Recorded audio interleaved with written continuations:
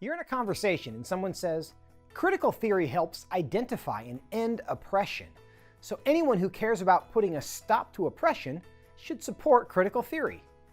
What would you say? Critical theory is the idea that any human society can be divided into two groups, those who have power and those who don't. According to critical theory, those who have power always oppress those who don't. Therefore, any institution, relationship, and belief system established by those in power is best understood as a tool of oppression. The categories of oppressor and oppressed can further be divided into smaller categories based on things like race, gender, religion, immigration status, income, sexual orientation, and gender identity. Whether you are an oppressor or one of the oppressed is determined by your group identity. As a result, almost everything, including institutions like police, government, religion, and the family, are tools used by some to oppress those in other groups. Although all of us should care about ending unjust oppression, critical theory is not helpful in doing this, and here are 4 reasons why. First, power and oppression does not explain everything. Critical theory says that power is the best way to understand everything. But is that true? Some relationships have a clear hierarchy, like employers and employees, or teachers and students. Some institutions, like governments and the police, also represent power. But power dynamics are not the best way to understand everything. Relationships, like parenting and marriage, are best understood in terms of love and respect, not power. While everything is capable of corruption, institutions like hospitals are not best understood as tools of oppression either. Things like mathematics, science, and even theology should be analyzed in terms of truth, not power. Assuming that every institution or field of study is a tool of oppression denies us the opportunity to learn what they have to teach us. Oppression exists, but reality is not that one-dimensional. There is malice, but there is also love. Exploitation is real, but so is charity. Viewing everything as a tool of oppression misrepresents the world as it is. Which leads to the second point. Power and privilege are relative concepts. In critical theory, things like race, sexual orientation, and gender determine whether we are part of the oppressed or one of the oppressors. While we are all unique, characteristics that may be an asset in one context could be a liability in another. For example, what makes you privileged in New York City may make you oppressed in Iran. Individuals who are privileged in a meeting of the Southern Baptist Convention may be oppressed across the street at a gathering of the Human Rights Campaign. Reality doesn't support the idea that a person will always be oppressed because of X or always be privileged because of Y. In the same way, the idea that all women, all Chinese people, or all Muslims have the same experience just isn't true, which leads to the third point. Lived experience is not an infallible guide to truth.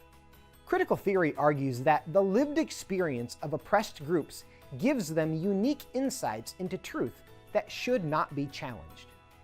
While everyone deserves to be heard, no one should be above critique because we are all capable of being wrong.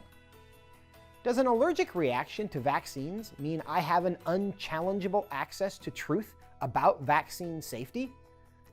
Does a religious experience give rise to an unchallengeable claim to truth about religion? Every parent understands that it is very possible to feel oppressed without actually being oppressed. Our experiences are important, but they are not all that's important. In a broken world, experience leads us away from truth as often as it leads us to it. Our experiences should be understood, but one reason life is best lived in community is that we are all capable of misunderstanding our experiences. Parents, friends, counselors, teachers, and pastors can share perspectives that may not be obvious to us. What critical theory calls oppression, others might call wisdom. Which leads to the fourth point.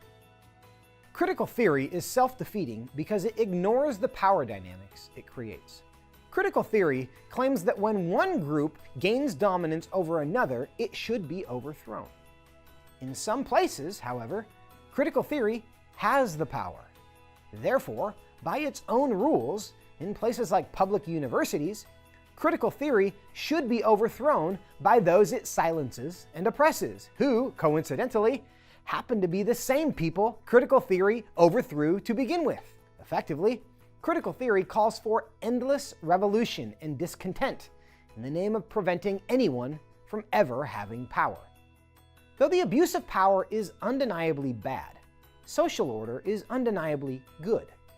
Critical theory confuses influence for power. We don't hate influence or even power. We hate it whenever influence and power are used in the wrong ways.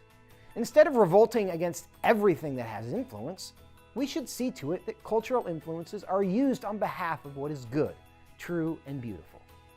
Critical theory identifies a real problem, but gives us nothing to aspire to.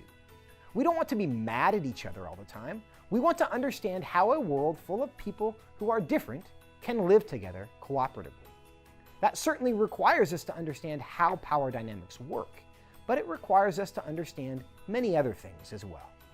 So next time someone tells you that decent people should embrace critical theory because critical theory opposes oppression, remember these 4 things. Power and oppression does not explain everything.